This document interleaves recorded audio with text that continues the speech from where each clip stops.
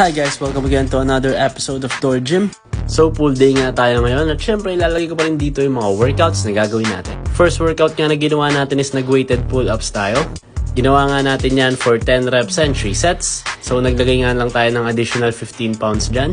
After nating mag-pull-ups, nag-barbell rows naman tayo. At ginawa natin yan for 10 reps and 3 sets. After ng barbell rows, nag-single arm lat pull down tayo. At ginawa natin yan for 10 reps and 3 sets for each hand. So solid nga tong workout na to guys at ramdam na ramdam natin siya sa lats natin. For our next workout, dahil nga di natin ito nagawa nung nag-shoulder tayo or nung push day natin, nag-face pull tayo. At ginawa natin yan for 10 reps and 3 sets. So para nga yan dun sa anterior deltoid natin or dun sa back part ng shoulder natin. Next workout naman para sa biceps naman.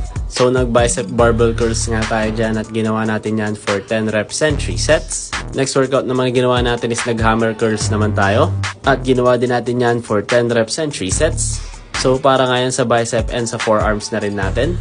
And for our last workout for today, nag-upright rows na nga rin tayo. At ginawa din natin yan for 10 reps and 3 sets. And nung bandang hapon nga, nag-jogging na din tayo dyan ng 5 kilometers guys para nasingit na rin natin yung cardio day natin. And dyan na nga yung mga workout na ginawa natin for today. And syempre kung kailangan nyo pa rin ng mga gym equipments, check nila yung TikTok shop ko or yung yellow basket dito sa video na to. Follow for more! Bye-bye!